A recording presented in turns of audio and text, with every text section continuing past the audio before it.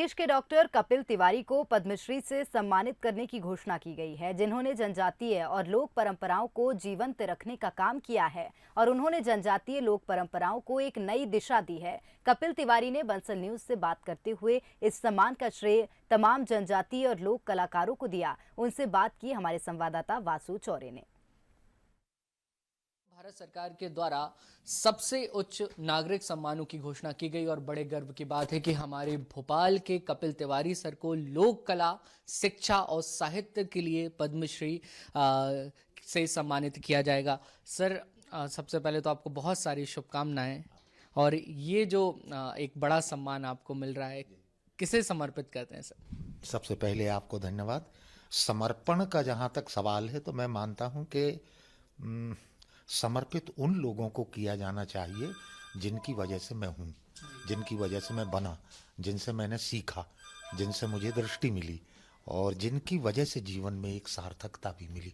वे हमारे हजारों लोक कलाकार, जनजातीय कलाकार जो गाँवों में रहते हैं, अरण्यों में रहते हैं और अद्भुत रचनाधर्मी है। सर, काफ़ी काम तो हो रहा है लोक कला के क्षेत्र में, लेकिन जैसा भी आप जिक्र कर रहे थे, कहीं ना कहीं अभी और ज़रूरत है इसको और बड़े मंच पे लाया जाए और ऊपर उठाया जाए और विश्व में पहचान दिलाई जाए। जी, दरअसल क्या है कि बहुत स्तरों पे काम करने की ज़रूरत है।